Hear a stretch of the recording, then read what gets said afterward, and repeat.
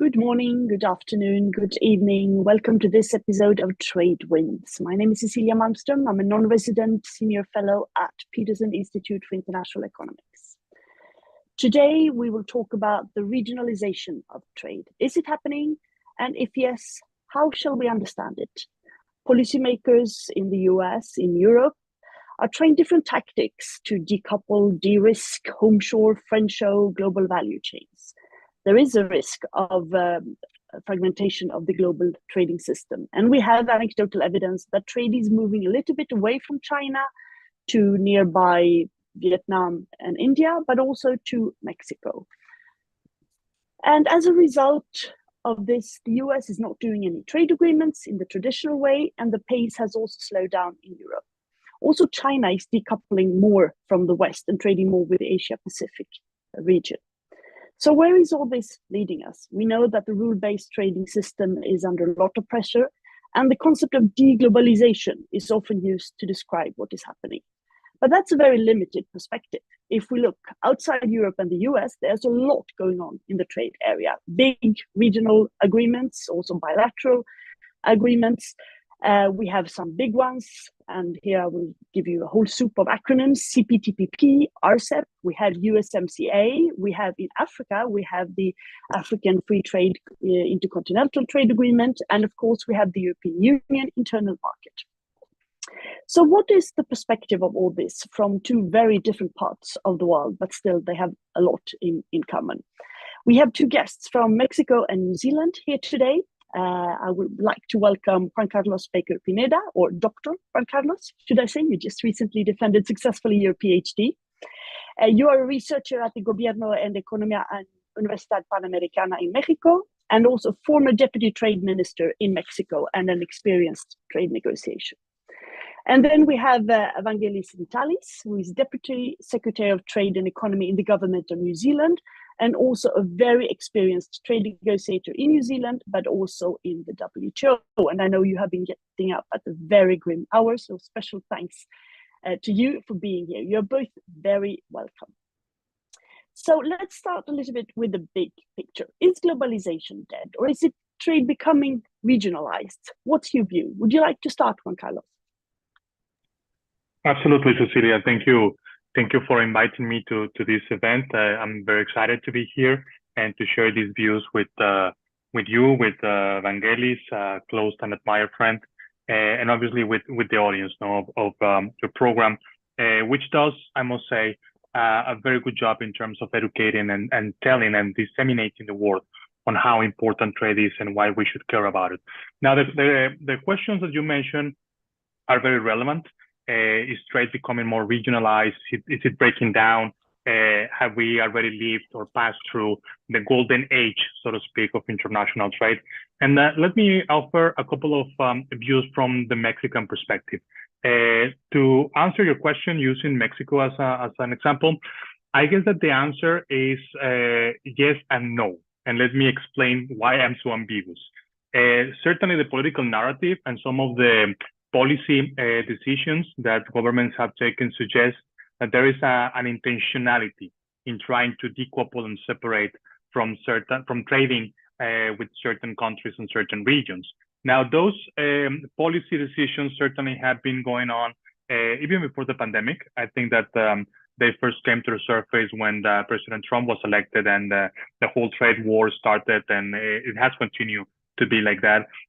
But other countries have also joined in that current, and we have seen that some policy decisions, some of them clouded under the sort of industrial policy perspective, and others have actually the intention of trading more within certain blocks or within certain regions. Now, reality is much more complex, and businesses and economic actors have not necessarily bought up entirely on this new vision that trade must be more regional. And I promise I won't bother the audience with all of this. I just have a couple of two slides really that I want to share with you to illustrate what I mean. This is Mexico's trade. As you can see, we are trading close to 80% of our GDP Mexico's GDP, which stands at $1.5 trillion. Mexico's a G20 economy, a big country. And anywhere between 80 and 85% of our GDP is explained by foreign trade.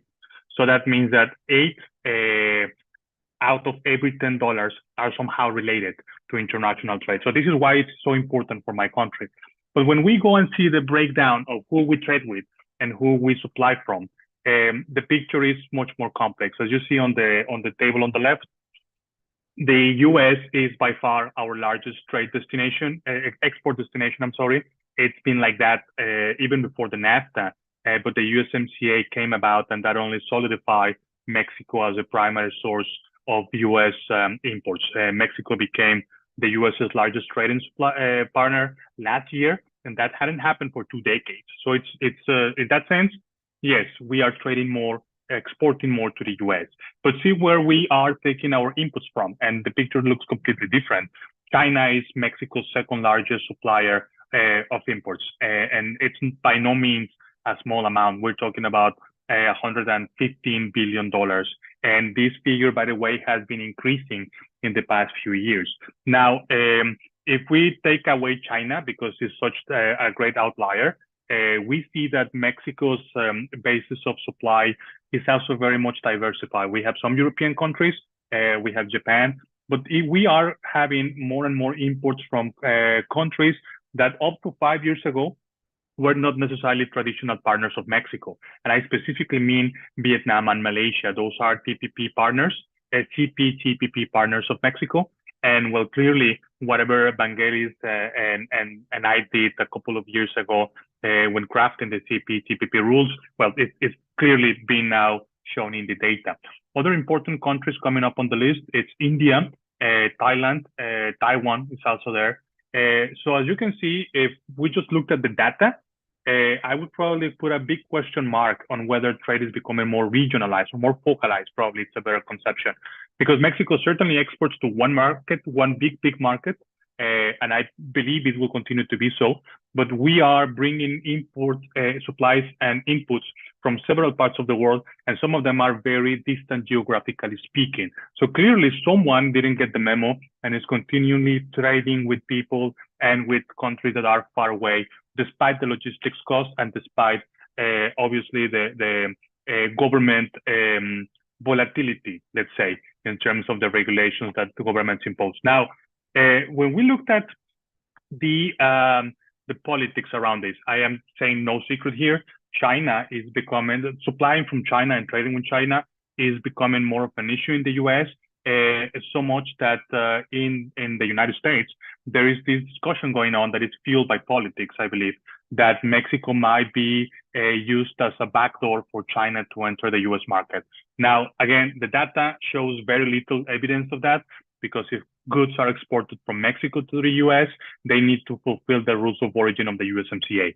So I would argue that Chinese goods, if they just have a label or any minimal processing in Mexico, they will not be fulfilling those rules of origin, and hence will be treated as Chinese goods.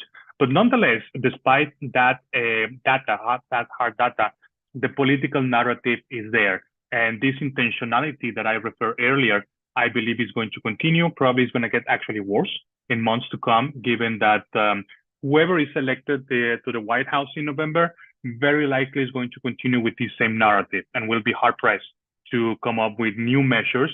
It's hard to believe or hard to think which ones will be right now, because the US basically has attempted everything from high tariffs to a very close regulatory system to screening of investment and banning the technology access. So it's hard to think right now what else they could come up with, but certainly they will be very creative in that regard. Now, for the specific case of Mexico, but this might also be seen as a cautionary tale to other countries as well. All of this would be probably just an anecdote, a political anecdote. But in the case of Mexico, that plays in because the USMCA is going to be reviewed in 2026. Now, for those that don't know, the USMCA incorporates a very novel clause. It doesn't exist anywhere, to my best knowledge, but only in the USMCA, that says that 6 years after its enforcement, that is 2026, the agreement will be up for review. and we don't know what that means. We just know that the agreement will be reviewed, and countries, Mexico, the US, and Canada, will come to the table and assess the performance of the USMCA and maybe try to propose a few things that could fine-tune or improve the performance of the agreement. Now, if it were only that, I would probably be actually very excited about this process. But again, as I'm saying, the politics are going to come into the way. And we are already seeing some signals from the policymakers in Mexico or the US that, maybe the 2026 review is going to be an opportunity, or will be taken as an opportunity, to close even further the trade rules in North America. And there, well, you have some quotes of Ambassador Chai and Secretary Buenrostro from Mexico, suggesting that the 2026 review is going to be not technically driven, but perhaps politically driven. So in that sense, I think that, just to sum up, the data from Mexico suggests that trade is not necessarily becoming more regionalized or more focused or centered in a particular region. Certainly, Mexico exports mostly to the US, but there is a gravity effect in our exports that is explained by us being neighbors to the US. But the supply of our inputs really comes from a very diversified web of countries and suppliers. However, yes, the policies and the initiatives that governments have taken do suggest that the intention is to start chopping down on those linkages. We don't know right now how successful they will be. And certainly we need to wait for the new Mexican elected government to articulate its policy, its trade policy, and how it wants to play it out, to see if Mexico is going to continue or is going to support such endeavors, or if it will be more neutral in terms of how it wants to conduct its policy. I will stop here, Cecilia, and happy to continue the discussion. Thank you very much for giving this very nuanced picture. You raised a lot of questions, and I think we'll come back to many of them in a little while. But I'll ask Vangelis as well to give his view from New Zealand. But also, I mean, you're both negotiating the CPTPP, so please, how do you see this? Thank you very much. I mean, a great and very topical subject. I mean, maybe to make sort of three kind of observations. The first sort of to make the observation that the golden weather that we really enjoyed between 1995 with the establishment of the World Trade Organization through until 2015, 2016, that golden weather is really over.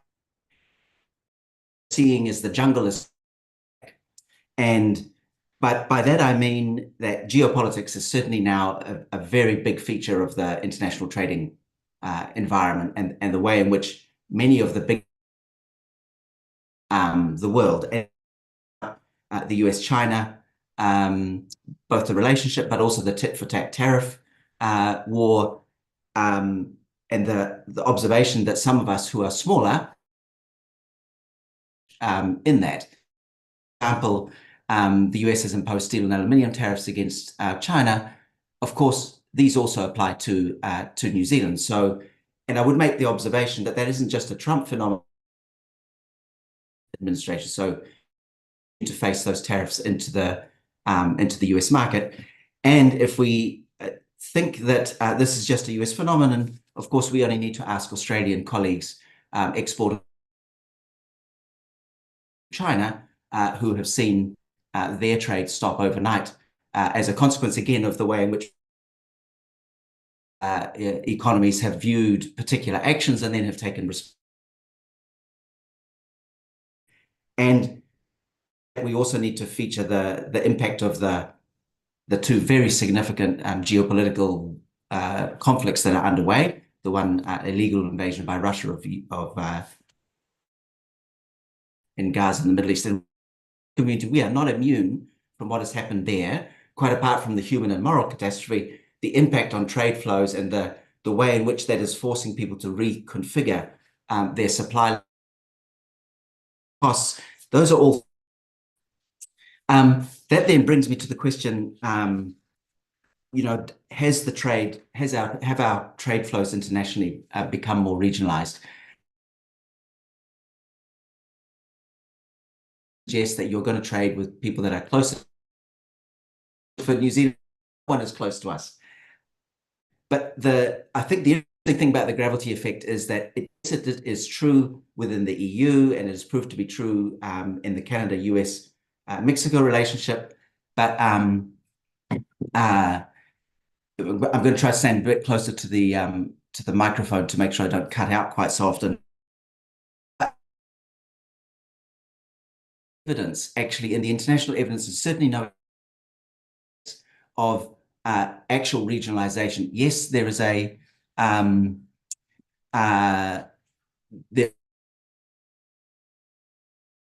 we grapple with that. So in reality, trade flows have essentially continued. Globalization has not ended.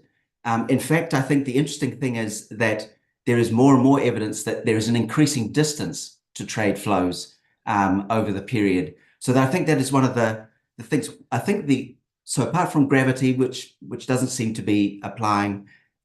Secondly, in terms Juan Carlos's point is exactly right. But I do think we see some changes into the architecture that we're seeing in the region. And that brings me to the mega regionals. And I worked on RCEP. These are mega regionals. And I think that there are some challenges imposed on there that we are going to gradually see over the next decade because of the way in which those, I would say, RCEP, particularly in the rules of origin, there is a drive there in the way the agreement has been structured that does encourage the development of regional supply chains. And you are, particularly for the ASEAN membership, of the way in which some of their trade has shifted, which is why I think CPTPP is very important, because I would argue it's something more than a mega regional. Juan Carlos and I, CPTPP, there was a very deliberate decision made to change the accession clause of the original TPP. And the decision was made to make that a partners within the Asia Pacific. Now, make it to make it open to any economy. And that is where the British have joined. So the mega regionals are something of a misnomer, because now with the British joining CPTPP during New Zealand's host year, you have a genuinely global piece of architecture. So look, let me stop problems. Thank you. That's very interesting, because it's so popular to talk about the death of globalization and so on. But actually what we're seeing is more of a change. And of course, as you both alluded to, a lot of geopolitics. And then we have industrial policy and subsidies coming into that as well, and big conflicts in the world. But at the same time, there is no really statistical evidence that trade is diminishing. And at the contrary, in your parts of the world and in others as well, trade is actually growing, and the CPTPP is a very good example. So let's dwell upon that a little bit. I mean, it has existed now for a couple of years. The Brits have just joined. Several other countries have applied to join as well, both in Latin America, and I know that in Asia there are countries who are looking at it as well. I think that Europe should join as well, because this is where the action is. And as you say, not only a trade agreement, but also setting rules in a new way and elaborating in a slightly different methodology as well. So is this the new thing? If you talk about people in WTO, and I know you both are very strong supporters of WTO, and you have been there for many years, Vangelis, some feel a bit threatened about this. Is this a threat to WTO? Will this be the place where countries do rules and facilitate trade, or can it be such sort of a way where you can elaborate different rules while at the same time also working to try to strengthen WTO? We know it's hard for the moment, but is this sort of, are they mutually exclusive, or can they live parallel in a happy world? What do you think, Vangelis? So I'm very strongly of the view that these regional agreements and these agreements that we should think of them as building blocks to the WTO system to use Bhagwati's famous phrase, not stumbling blocks. And I think there are some critical agreements that we need to keep in mind. We have sort of 5 principles that we take into these, the way we conceptualize agreements like CPTPP. One is business need. The second is Article 24, which of course is the substantially all trade concept, that it does have WTO plus provisions. And in other words, it's not undermining WTO rules. In fact, it's adding to the... If you look at what, for example, we did in CPTPP, the disciplines on fisheries subsidies, the new rules and disciplines on state-owned enterprises, the way we thought about competition, all of those elements, I think, demonstrated not only did we cover substantially all trade, not only was there a business need, but we also had the first 3 is, of course, a functioning dispute settlement mechanism that all members will adhere to and observe. And I think that's a very important element of this. And the 5th one, an accession clause. And, you know, as I said in my opening remarks, one of the things we very deliberately did was, and I do believe that ministers were thinking in a global sense about CPTPP system, and by making a genuinely open accession clause, demonstrated that the architecture that should really support, build upon. But I do think you're becoming the place where we are going to do some interesting things amongst a group of members that is interested in taking that process forward. So if you think about what CPTPP is, certainly not a static process that we're managing. So requests from other WTO economies to join CPTPP. And second, we are now undertaking the review of the agreement, in essence, a modernized. Forget that CPTPP factors that we negotiate, they're now nearly a decade old. So there's a lot that we can do to refresh, to modernize, to improve the agreement, to make sure that it really continues to deliver. In the WTO, all have those kind of 5 principles that I mentioned in our mind. And critical for me is the Article 24 and substantially all trade. And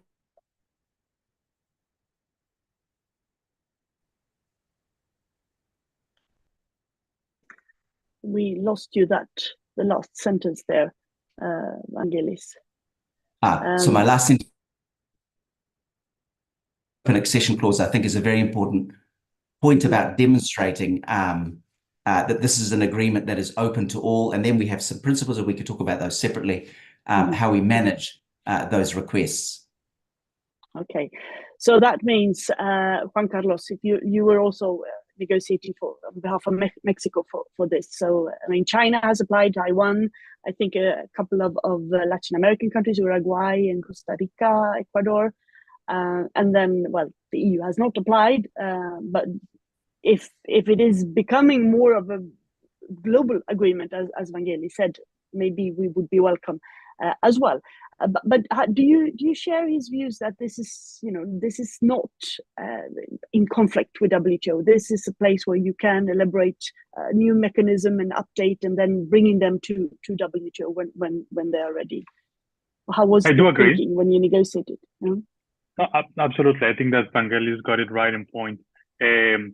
When we were doing the CPTPP, and then on my end, when I was deputy minister and I was talking with the Americans and the Canadians on the USMCA, I mean, if you take the 2 agreements, the USMCA and the CPTPP, there's a great degree of convergence.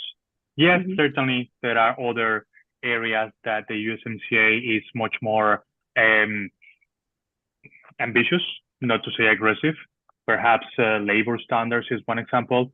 But again, for those that remember the TPP original process, those might recall that the US's ambition back in the TPP was probably about the same degree, right? It's just that we had to bring other countries that were not at the same level of ambition to a common ground. what I'm trying to say to you is that the CPTPP, the USMCA, even those sort of quasi initiatives that the US has launched, the IPF and others, they are a step on the right direction, because ideally, and I'm a firm believer in this, ideally we should have a multilateral trading system that encompasses all of this.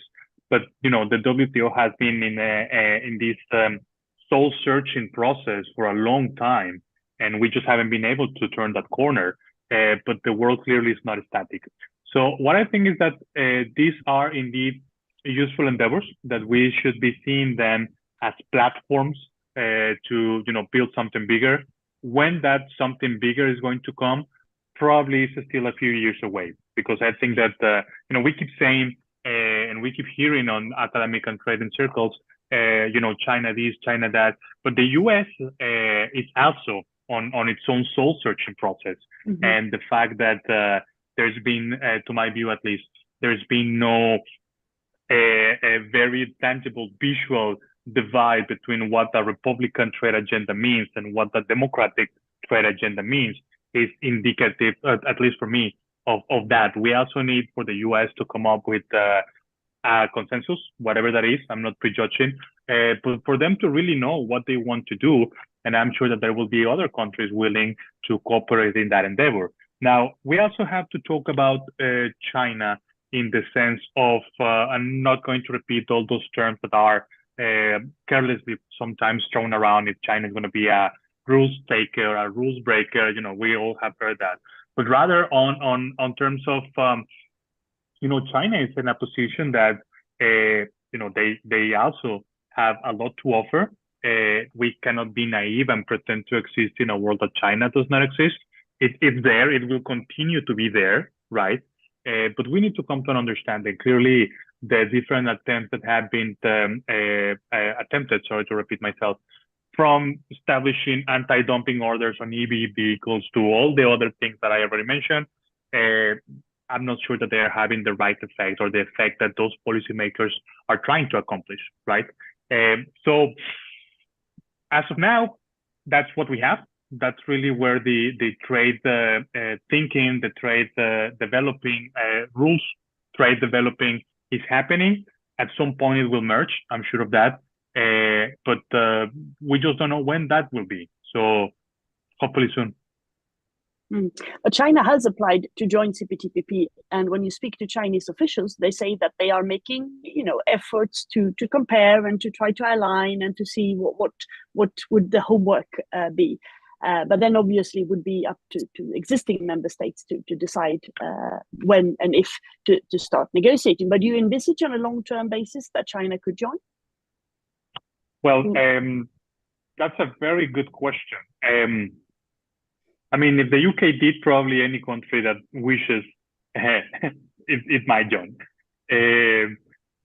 But and it depends obviously on the basis of what that negotiation entails, because the accession to the TPP, the CPTPP, departed from one very specific point. We were not going to water down the provisions. We could speak about transitions. We could speak about, capacity building, training, so on and so forth, but we were not going to water down any of the disciplines that existed there. So if China or Ecuador or Uruguay or Costa Rica or whoever is really willing to entertain that and do what it takes, probably, yes, technically speaking, it will be feasible at least to have China, those countries or China joining. I actually believe that if China, maybe they deserve it, maybe they don't deserve it, I don't know. But this reputation that China is now politically carrying around the world, if they did want to dispel some of that reputation, maybe joining the CPTPP will be a great idea, because that means that China is willing to entertain higher degrees of regulations on SOEs, intellectual property, labor, subsidies, what have you. Things that, if we go back to those discussions in Geneva, things that at least in the WTO framework, well, China has been very adamant to talk about. But if you join the CPTPP, I would argue, then probably you are sending the message that you are trying to up your game, maybe on a more limited scale, maybe with just a few selected partners, but it's a step in the right direction. Which also, you didn't mention this country, Cecilia, but I will.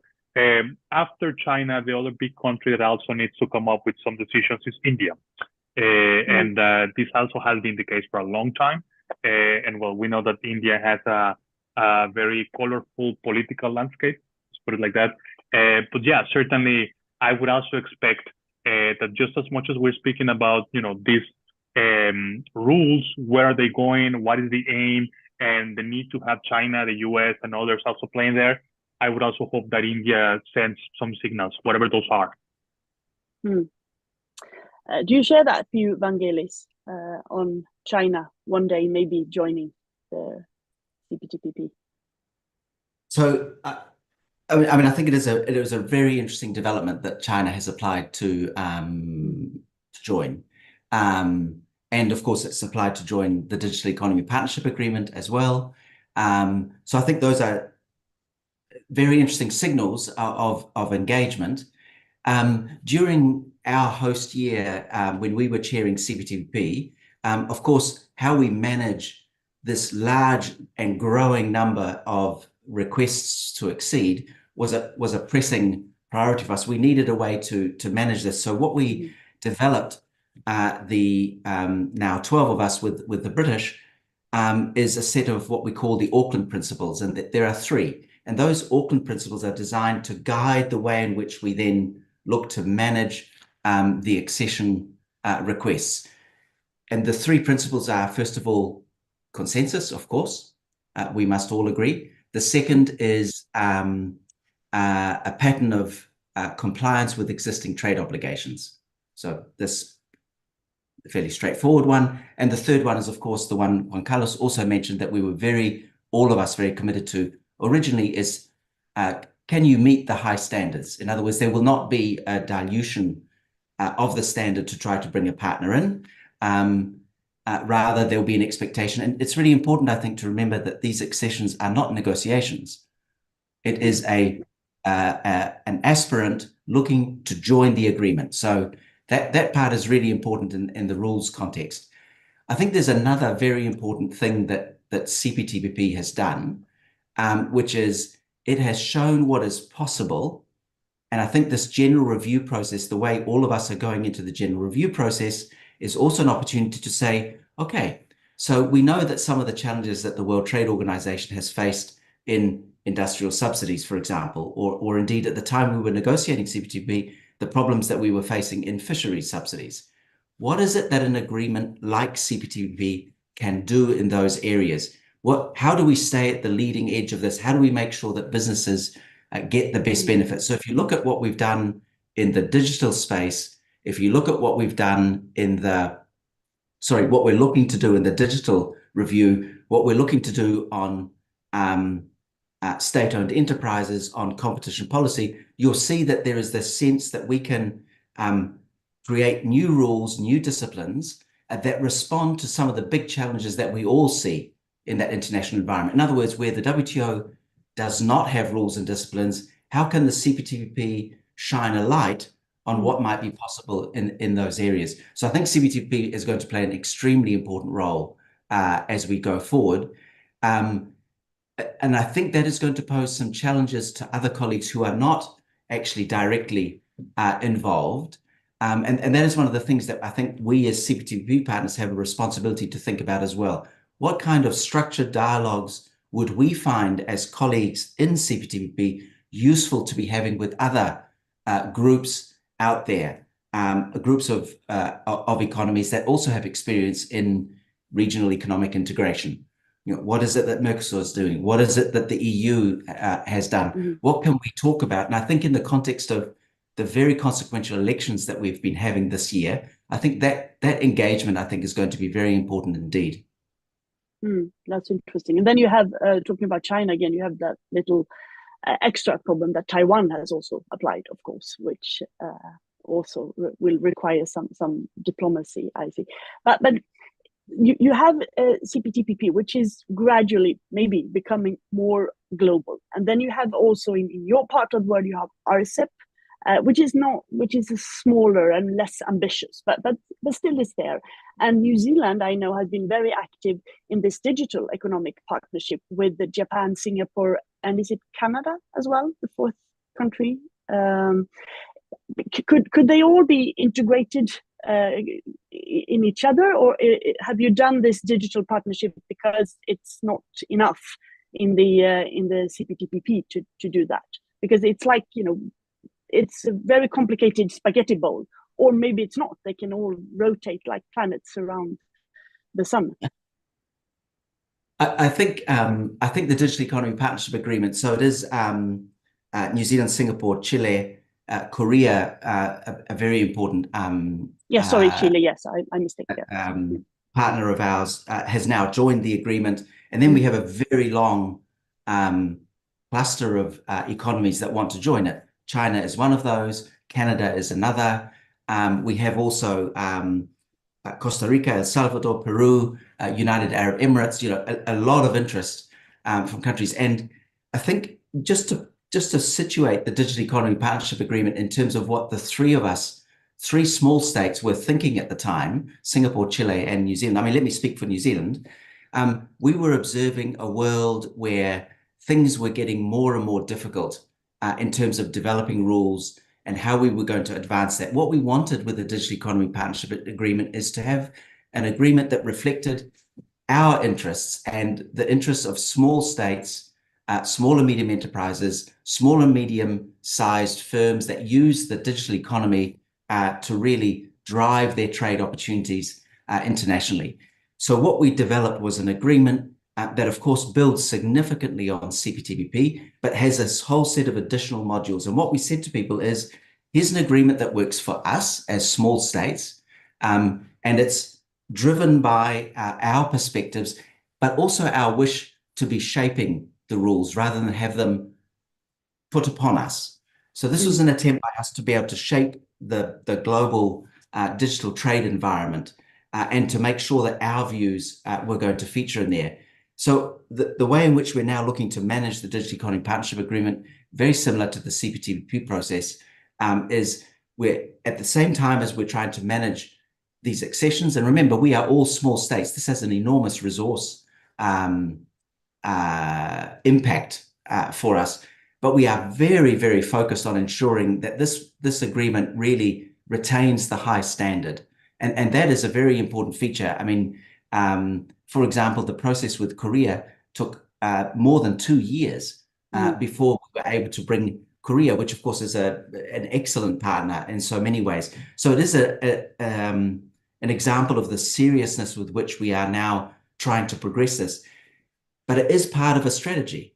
It is part of a strategy to shore up the rules-based trading system. It is not designed to create complexity or to undermine it. It is definitely the building block. It has an open accession clause. And as I said, when it covers substantial trade, but of course, in this case, because it's not in trading goods, we've made the commitment that this is actually going to be an MFN agreement. So the provisions that nation. Yeah, exactly.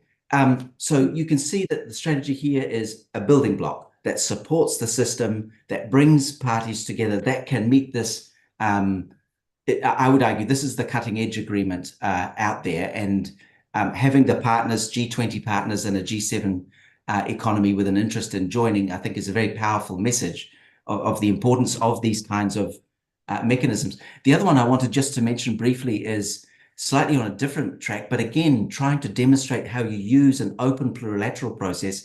It's the Agreement on Climate Change, Trade and Sustainability.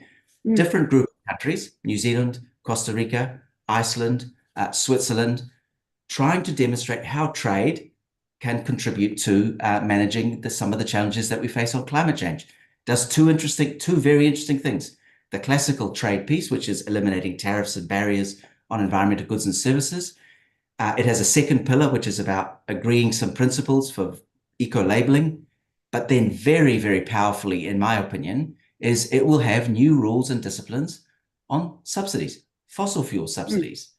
So again, and we don't pretend then that this is going to fix it, because New Zealand, Switzerland, Costa Rica, and Iceland aren't going to change the world in this way, but we are going to be saying to other members, So you've said you want to do reform of fossil fuel subsidies at the G20, at the G7, at APEC leaders.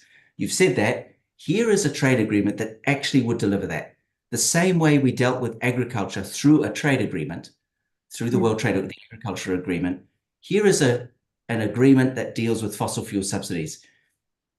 Tell us why you can't be a member of this agreement that would bring real disciplines and real reform to one of the major contributors to the challenge we face on climate change. So again, it's that concept of trying to support the system, to create WTO plus rules, but accepting that not everyone wants to participate, but those that can meet the standard, join us, and we take that forward. Yeah, because of course, both these areas, both environmental goods and digital trade or e-commerce, are sort of big open plurilaterals that are being discussed in the WTO, but with a lot of members and some progress, but not sufficient, and of course not at the same level of ambition that you have. Juan Carlos, would Mexico consider joining these two agreements, the DIPA and the trading green goods agreement? Well, hopefully they will, but it's unsure. I mean, to be really honest, the administration of President López Obrador was not particularly active in the trade agenda, and maybe I'm being generous, but they really, you know, concentrated mostly on domestic agenda. Having said that, you know, a couple of interesting developments did happen trade-wise during the administration of President López Obrador. Most importantly, the ratification and enforcement of the USMCA, but also, you know, Singapore joined the Pacific Alliance. We got our continuation agreement with the United Kingdom, and then the talks that Vangelis already referred to of bringing the UK into the TPP. So there were a couple of things, but nothing really major in terms of groundbreaking milestones for the Mexican trade policy. Now, the new government is yet to structure what its trade agenda would be. I just mentioned that, but certainly there are a couple of things that stand out. First, if this nearshoring concept that it's been thrown around also very carelessly, but that the Mexican government takes very close to its heart, if that concept really is going to take off and spark development in Mexico, you have to have a trade agenda that goes hand in hand with investment. You have to have protection. You have to have the guarantee that companies will have access to clean energy, you know, the things that we sort of wrap up in an agreement, right? And for those, as many of those suppliers of Mexico that I just shown you in the graph, Korea and others, Mexico does not have a free trade agreement with them. So a good starting point for a future trade agenda would be go back to the board, to the blackboard, see who we are trading with already, and try to get something going with them. In that angle, I will certainly see interest in going and ask our friends in other latitudes what's been their experience in these agreements and, you know, what trade agreements look like right now. Because even though that I just mentioned that in my view, the USMCA and the CPTPP are the places to go when we are speaking about trade thinking and trade crafting, the reality is that as well, we have to come up with some sort of new additions or new chapters to what agreements are all about. Because even TPP, which was negotiated again 10 years ago, man, time flies. Some of the issues that are very current right now, they just did not exist back then. So if we tried to find the artificial intelligence or cryptocurrency chapter in the CPTPP or even the USMCA, which was just negotiated in 2018, it's just not there. And I actually get laughs all the time because my students ask, why did you forget, Doctor, the chapter? No, it's just that it didn't exist back then and I feel so old, right? But what I'm trying to tell you is that yeah, certainly I am hoping that the next Mexican administration starts a very much ambitious trade agenda. These agreements that Vangelis spoke about are somewhere that I believe we should be going, but also on a much more higher perspective, think about, you know, what an agreement should be, should look like right now. And then once that we get to that idea, start see what countries are like-minded and walk in that direction. Well, we also have an almost finished trade agreement between Mexico and the EU that you and I were involved negotiating, and that has sort of been paused during this administration. So I understand that it's hard to tell. I mean, the new president and the new parliament is only being installed this summer or in September, so we don't really know yet. But there could be some changes there. Do you think the government is worried not only about the review of the USMCA, but also that the US, Mexico, and also Canada, but they're not here, will be pushed towards a more US-directed agenda when it comes to tougher policy vis-a-vis China? Oh yeah, absolutely. That's a permanent discussion in Mexico, because as I show you, well, there are a couple of things, and I wrote a paper on this that will be published soon. I'll make sure that I distribute it and make it available. But basically, on that paper that I analyzed the balance between Mexico, the US, and China, I argued three things. One, that for Mexico, the political narrative of detaching from China is just not there. If you ask around, and there are a couple of polls that have done this, China in Mexico does not necessarily have the same degree or the same preoccupation that it causes in the US. We might just be misinformed, I don't know, but the reality is that people don't feel China as threatening as the US is feeling that. At least that's what those polls say. Now, the second element on that is that I believe that Mexico has the legitimate expectation to be able to trade with everyone and to receive investments from everyone. So it is very complicated, despite the trade reality that Mexico lives in. It is very complicated to go around with stakeholders and saying, hey, we're going to close down that door with that country because people in Washington or in Ottawa or in Brussels, whatever, might be disappointed on us. It's a very complicated message to transmit.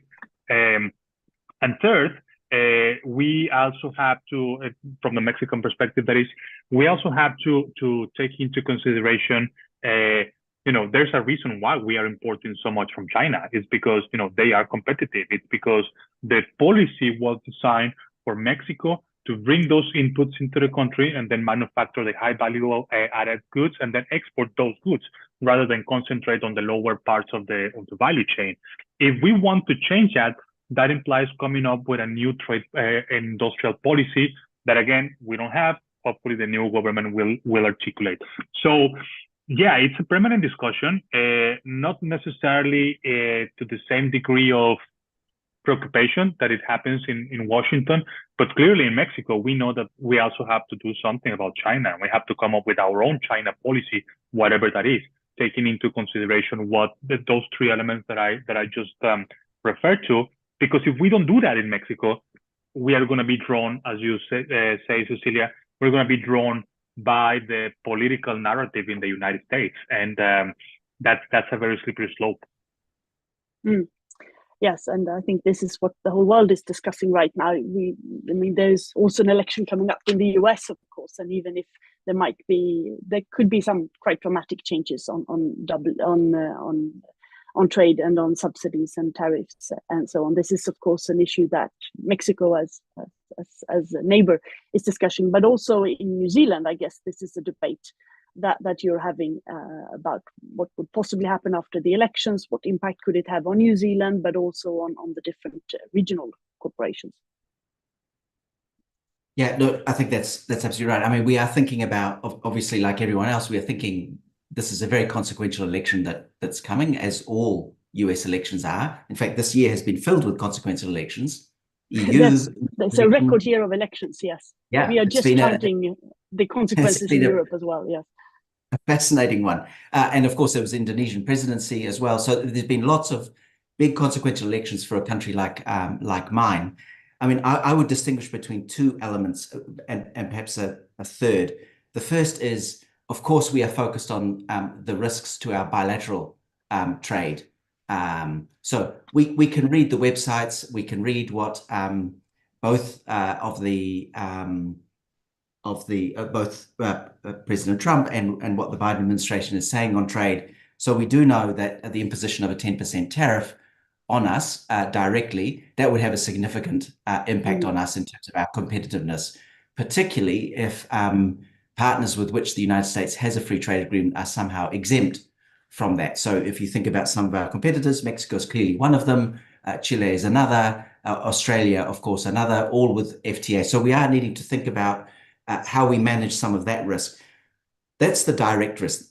The secondary and perhaps even more significant in a sort of a geopolitical sense is, of course, what's the response of the other major players to the imposition of these significant tariffs on them?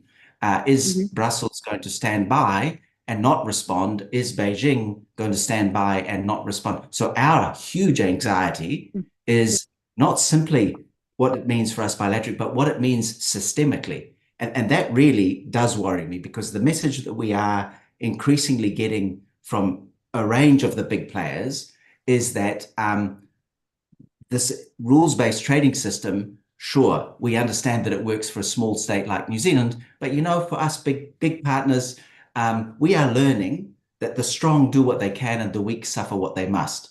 And this is posing a very significant challenge to us as we see each of the major players drifting outside of the rules-based system, sometimes quite deliberately breaking the rules, but another time simply moving outside of it. Now we have three choices here. One is to say, guys, this system is fantastic. Here's another brilliant graph that proves that you're a big beneficiary. I'm sorry, that argument of let's find the brilliant argument, that's not working. 8 years now, I've yet to find the killer argument that's converted colleagues in those big states. The second is simply to accept that, yes, it is this is real, this is the realpolitik of the trade world now. The strong, to keep reusing that ancient Greek phrase, the strong do what they can, the weak suffer what they must. Bad luck, New Zealand. That's obviously not going to work for us. The third way is that we are activists ourselves, that we engage in some trade policy entrepreneurship, and that we take some responsibility as small, and I would argue medium-sized states, and even large states, as you heard from Juan Carlos, can help in this endeavor to shore up what there is of the system, save as much of the furniture as we can in the World Trade Organization, but also take some deliberate steps ourselves, take some responsibility. And if you look at the Digital Economy Partnership Agreement, the Agreement on Climate Change, Trade and Sustainability, the Indigenous Partnership for Economic Cooperation and Trade Arrangement, the Global Trade and Gender Arrangement, these are attempts by a group of small and medium-sized states. Of course, Canada, which is a partner in some of these, is a very large state, and Mexico, in fact, is a partner in one of our inclusive groups. These are ways in which groups of like-minded economies can actually support and sustain the system.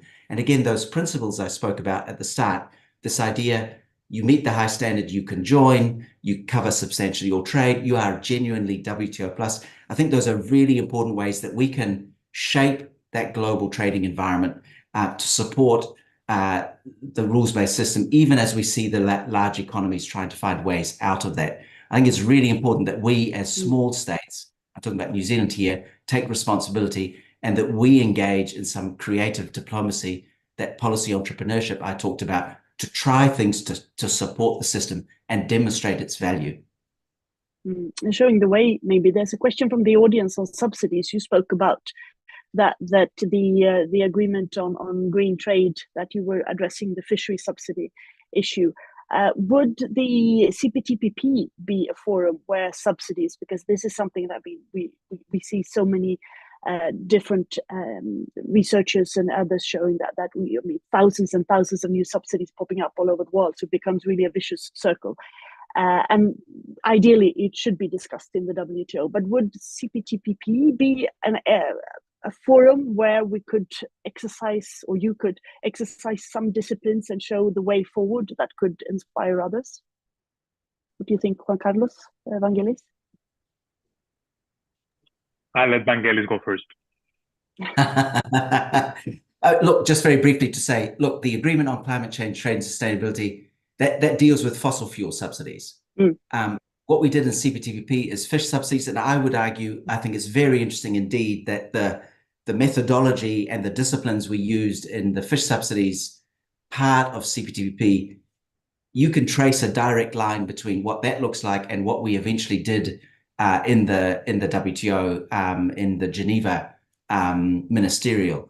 So I obviously do think that we absolutely must think about how we use the architecture that we have to address some of these challenges. And I would say, yes, I mean, there used to be amongst us as economists and people that work in the trade area, there used to be this view that actually you can't deal with subsidies in a trade agreement because, of course, you need them to have large memberships. Otherwise, why would you do this reform? Because you can't do it just within a small group.